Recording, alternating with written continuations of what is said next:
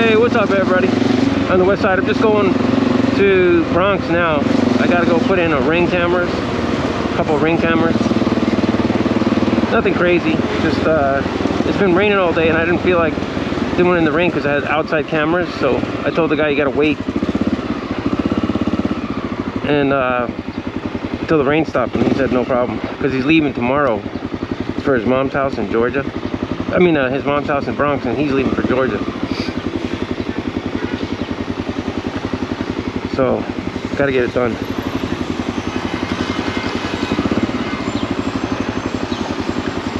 Yeah, there was a commenter that commented on my video yesterday about, he said, do you get busted for lane splitting in New York? And the answer is, New York City proper, like I used to live in LA, so I know what it is to have legal lane splitting.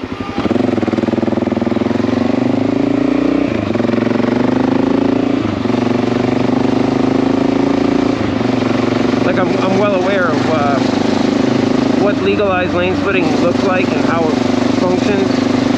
And the interesting thing was I lived out in LA in 2007, so you know, legal lane splitting wasn't technically legal yet.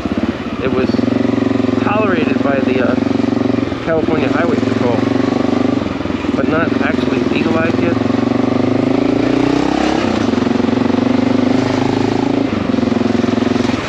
You know, it wasn't written into law yet.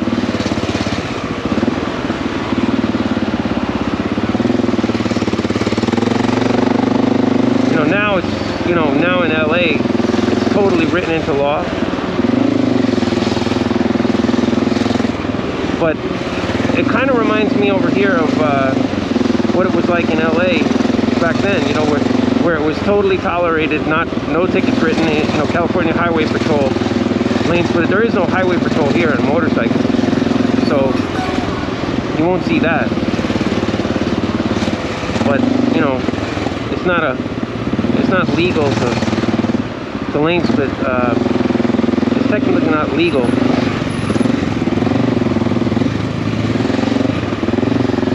It's technically not legal to lane split in here in New York. Technically not, but it's tolerated. You know,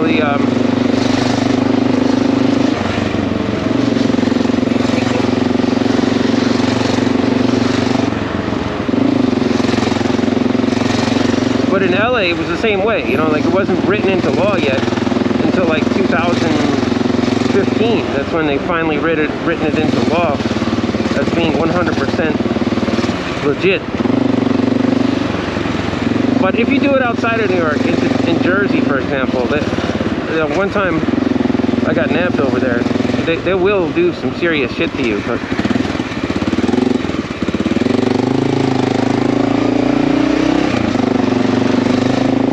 you know, they'll do some stuff to stop you.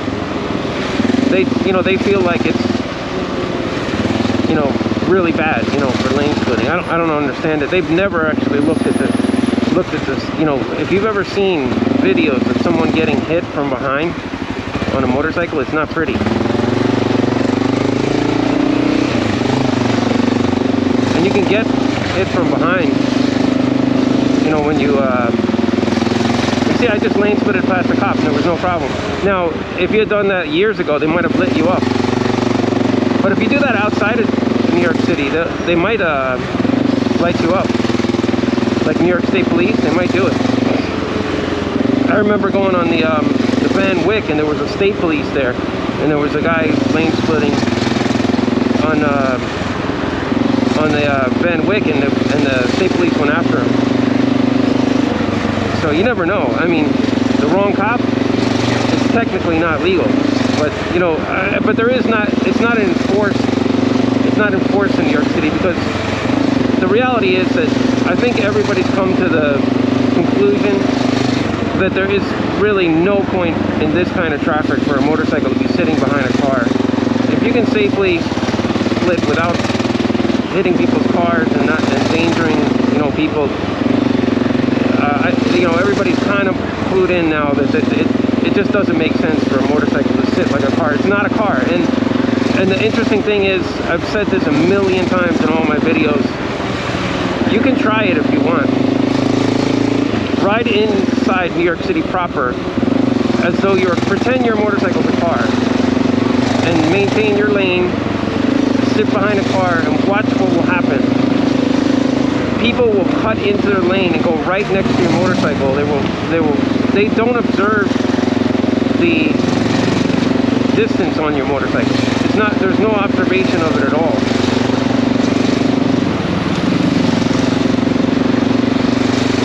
You know, there's no observation of your size, the width of your vehicle, or anything. So basically, nothing to... Well, it's going to be too windy now for me to talk because I got the open face helmet, but basically,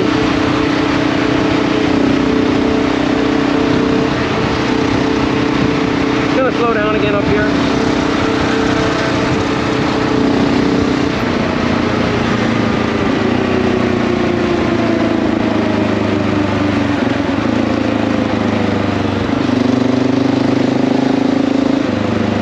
But basically, there's no point in driving, and it's actually dangerous, you know, because I've actually seen people get hit, and I've been hit. So I don't do it. I do not allow myself to sit like that. I'll take the ticket, you know, if a police officer wants to give me a ticket.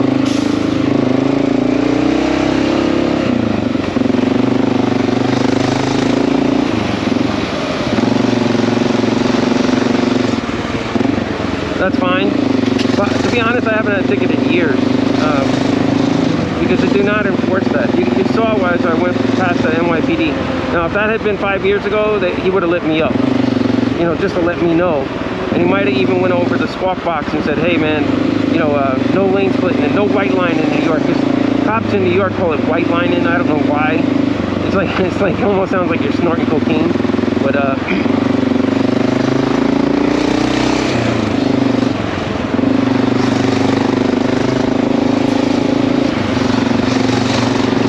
you know, that's what they call it. But I've been squawked at, you know, on the FDR.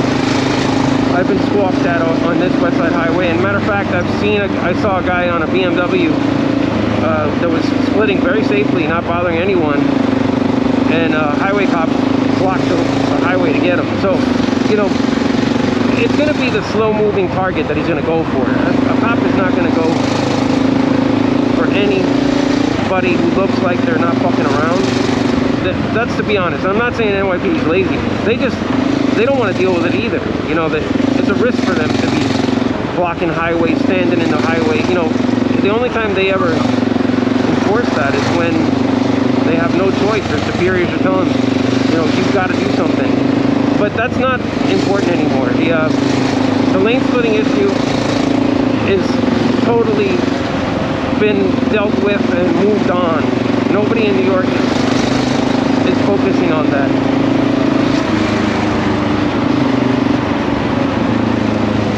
It's a past issue. And if you ask me though, they will never ever make this a law to legalize it, because it's just the mentality here on the East Coast is totally different. The mentality is different here.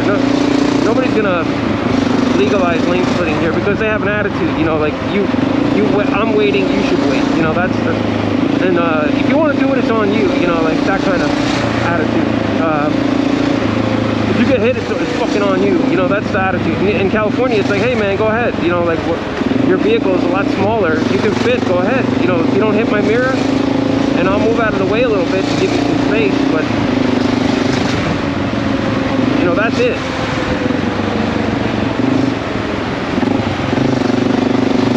Thank you.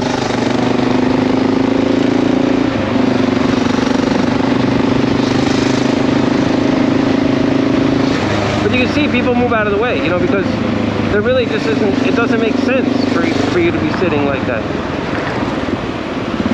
But you'll get the occasional dickhead, you know, that'll be like, you know, call you an asshole or something. But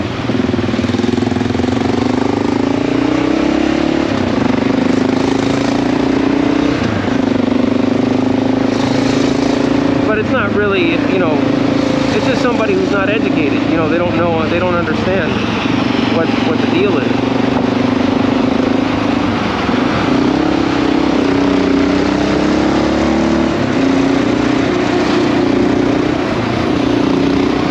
Like that guy in the big ass truck, he doesn't understand.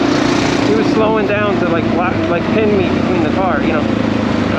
He's not educated on what's safe for a motorcyclist and what makes sense and all that stuff. He's just not educated, not clued in.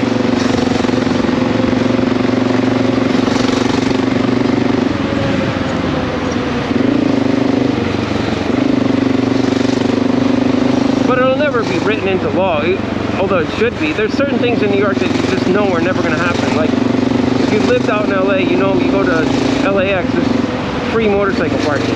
They have motorcycle slots, or, you know, or they tell you to just park in the hatch areas, don't take a legal spot up.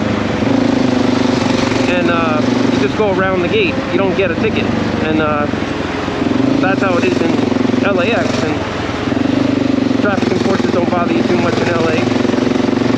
There's some motorcycle slot parking in Glendale and Pomona and stuff like that, you know, so that will never happen here. And if you look at like London, London has free motorcycle parking in the city proper. And when they started having massive problems with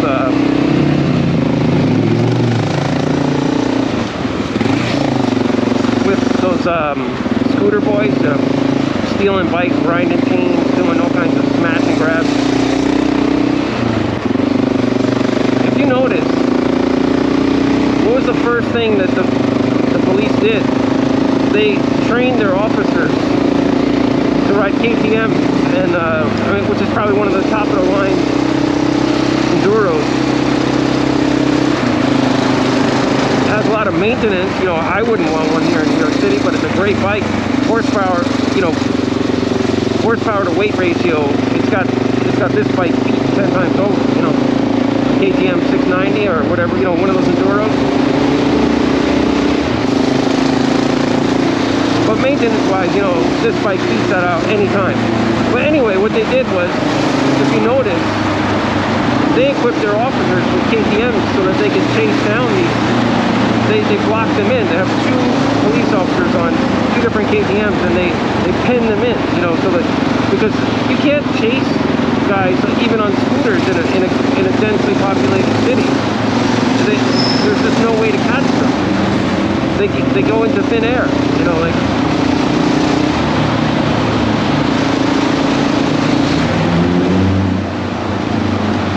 But they combated that, and it's done now. That the scooter boy thing is finished, because the word was out, you know, if you're going to be doing that, they're going to pin you in, and that's what they did. They pin them in. They lock them in with 2 officers on KTMs, and they're done. They even knock them off the scooter, and they don't care. They drop the KTM, they pin them in, they drop the bike on the people. It's just what they got to do to catch these people. And that's what NYPD actually, unfortunately, needs to do. They need to train a squad of officers. But the problem is that the weather is quite harsh here. And this is no easy feat to be driving a motorcycle all year round here. Summertime's great, you know. You have a blast. But once the winter comes, you've got to have heated grips. You've got to have studded tires. You've got to have everything done right, you know, to get yourself equipped properly so that you can operate the motorcycle in the city. And the road conditions, it's just tough, man. I mean, it would be a big undertaking for NYPD to do that. It's not like Brazil, you know, where they can train officers for a year on enduros, and they don't have to. Here they would have to train them on enduros, and then they would have to train them on cold weather riding conditions. It's a lot of different things, and it just would. I don't know if they could do it. I don't know if they could pull it off. You know, NYPD is 42,000 strong, but they would have to start recruiting from different channels. You know, because some people just wouldn't do it. You know, they'd be like, this is ridiculous, you know, riding an enduro around New York City, trying to catch motorcycle criminals. So I just don't know. Who knows? Maybe if they recruited outside the city, they would get people. Maybe even recruit people from officers from Brazil. Give them citizenship. Tell them, hey, listen, if you work this job for 2 years, you'll be a legal resident of the United States. I mean, I'm sure that they would do it. I'm sure they would actually stay to be an officer, and they would train other officers on how to ride. That's probably how it would go down. I'm sure it would work out fine. They're not going to like stay 2 years and then quit the police force. Because it's a good job. And after 2 years of teaching other officers, but the problem is the cold might throw them off. Like coming from Brazil and riding here, you might be like, oh my God, this is freezing. But it's not like Canada or something. Very rarely do you have like temperatures below 30. It's mostly 30 or so.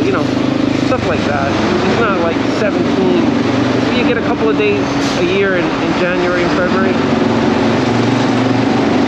And that's it. And we don't get massively icy roads here in New York City. That's one thing. That's why you're able to ride all year round. Because if you're in the city proper, look at this place. I mean, it's all buildings. There's electric cables running under the ground. This ground doesn't get like ice, because there's too much utility, steam running under here, everything. You're not going to freeze to death on a motorcycle here. But if you're working the whole state, maybe you would. It might not be fun. Matter of fact, it wouldn't be if you're going outside the city, because you'll notice that like when I'm in the middle of winter, when I have to do a quick service call outside the city, it's not fun.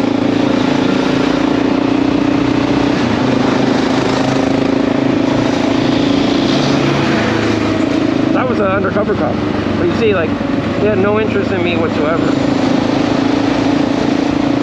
But 10 years ago, that cop would have taken his shoulder to try to go after me. Just for lane splitting, that's why you get commenters that say, because they've seen stuff in the past where like, stuff like that being done, and they're like, so you get nabbed for that? Like the two cops fuck with you, stuff like that. It's not important at all now. And lane splitting is totally fine. This is a great time to use a motorcycle to work in New York, because you're not going to lose all your money to fines, summonses, parking tickets, towing, getting your bike towed and all that stuff. But it has to be a legal motorcycle. Like if you're going to drive around a dirt bike with a rack on it, and do service, do Uber Eats and all that stuff, that's not going to work. You're not going to be able to pull that off, because you're going to eventually park your bike somewhere and it's going to be gone when you come back, and it might not be stolen. It might just be NYPD enforcement.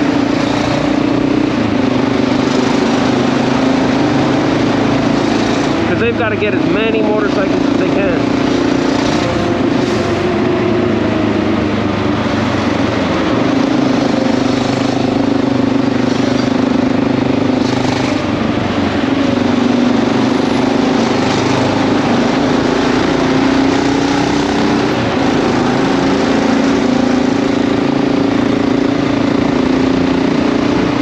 But if you have a legal, registered motorcycle that's insured, there's no problem with working here in the city. You'll have no issues at all.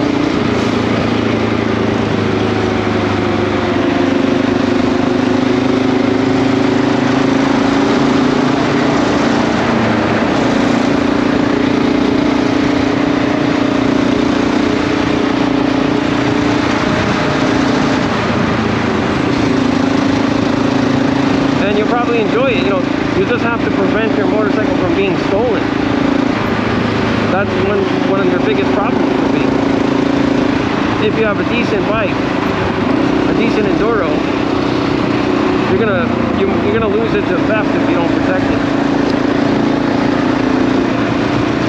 You gotta protect it with passion, because there's a lot of thieves at night in New York. But I'm not putting off using a motorcycle for work here. It's perfectly fine, and it's very good time.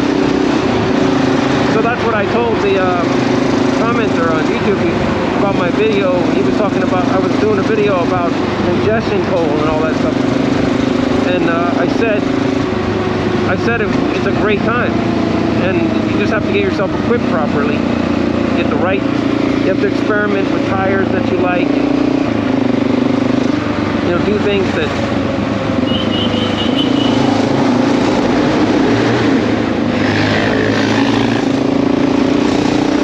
that's a dickhead right there, flying down the highway.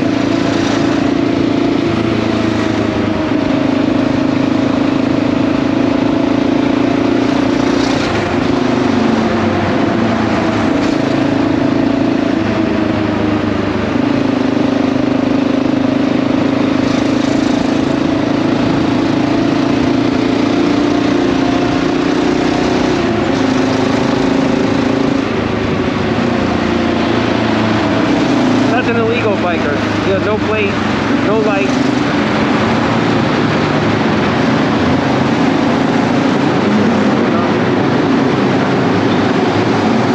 And I don't know why I got caught behind this truck.